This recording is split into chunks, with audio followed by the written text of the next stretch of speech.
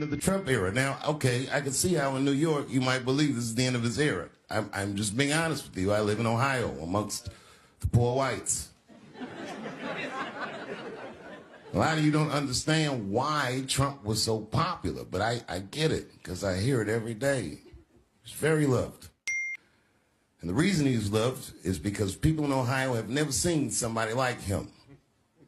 He's what I call an honest liar. Probably something wrong with him. Dave Chappelle said that it was in the press today saying that you can speak more freely over here than in America. Yeah, I don't know if that's true. Oh, it's not true. No. Yeah, No. Do your hunk on Muhammad, Dave. Yeah. Well, he's a Muslim, David. I understand. You know? So it depends on who you are and what you want to talk about. Now, if you go there, there's a pre-decide, like there's a thing you buy into. Do you want to work here? Then don't talk about these two things. Yeah. Other than that, my act is pretty offensive to most people.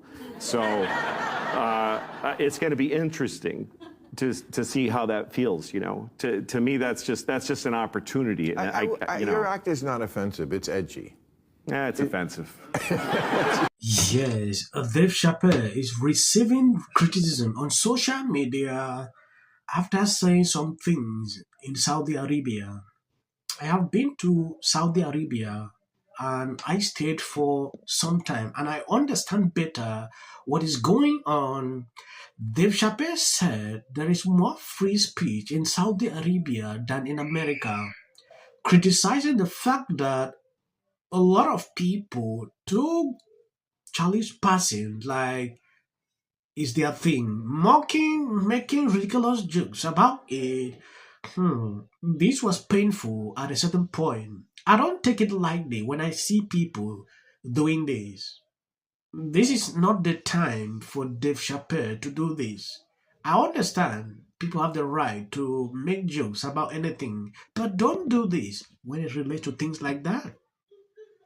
I understand people will come out, oh, you know, he has the right to say what he wants. He's a comedian. So Dave Chappelle, along with Bill Burr, along with Andrew Schultz, and a bunch of other top brand, top shelf American comedians, went over to Riyadh for the Riyadh Comedy Festival. Now, if that sounds like an Orwellian contradiction in terms, the Riyadh Comedy Festival sounds sort of like the North Korean Dance Festival, then that's because it is. It's ridiculous. What Riyadh is attempting to do right now, what Mohammed bin Salman is attempting to do is create tourist traps in Saudi Arabia because effectively Saudi has no economy other than oil, right? That is still the massive driver of its economy. He is trying to diversify. He's trying to get into tech. He's trying to get into travel and tourism, all of which is fine and dandy. But let's be very clear. Saudi Arabia is an unbelievably repressive country. It remains today an unbelievably repressive country, except for kind of certain touristy areas that are being opened to Westerners so they can come and spend their money. So, a bunch of comedians who are they're constantly violating the taboo. They are the ones who are so brave. They're so brave when there are no consequences to their bravery, by the way. They're very, very brave when the consequence to their bravery is clapper and money in the United States. Not so brave when they go over to Saudi Arabia and abide by every single rule set by the Saudi government for millions of dollars. So, Dave Chappelle, a faux brave person.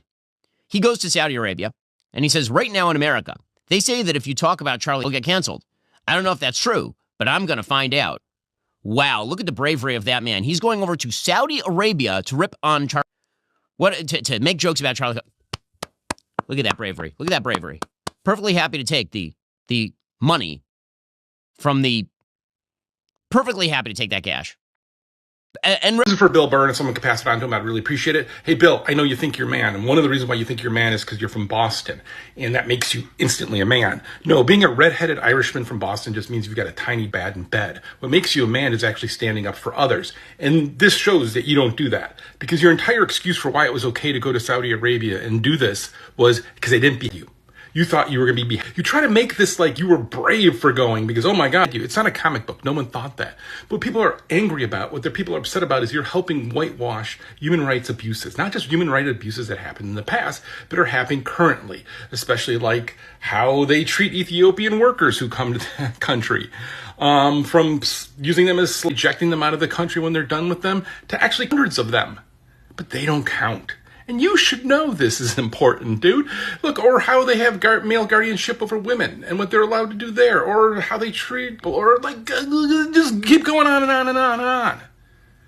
No one was worried about if you were going to be okay. This is such a white dude take. Hey, I went to Saudi Arabia and I know everyone thought I was going to, but no, I pulled it off. I'm such a man. There are no men left. Yes, there is something these people don't understand. There are certain things, certain places you can't even touch, no matter how you think there is freedom of speech in Saudi Arabia. When I see Dave Chappelle saying this, I don't want to talk about his religion. I'm just talking based on what I know, out of experience, what I saw when there. Ask this Dave Chappelle to make a joke about the royal family, and let's see if these people will take it normally. There are certain territories you can't even touch when it concerns this issue of comedy. So him saying there is more freedom of speech in Saudi Arabia than in America is something I see to be ridiculous. It is, man. It's just no fun being famous anymore. It's like y'all made it scary. You know what it feels like being famous? And scary is the right word. It feels like, and I'm not being dramatic, it feels like I'm storming the beach of Normandy, but I got to keep a happy expression on my face all the time. So imagine all the dangers storming the beach, but I still look like this. The bullets are whizzing by and stuff is exploding. I'm just like, and then every once in a while something terrible happens. Wow! And I'm like, oh no! Yes, take a look at what Libras are putting out on X. This is going to be very unpopular, and I get the charges of hypocrisy, but there is a kind of truth here to what Dave Chappelle said. It is easier to talk in Saudi Arabia than it is in America. On the face of it, just lovable, right? We have the First Amendment, the Southeast people and journalists and bloggers. When you have top-down censorship as a matter of law or government policies, the boundaries of speech are very clearly defined. The comic were instructed to avoid doing jokes about religion or the royal family. This is just what I said at the beginning of this video.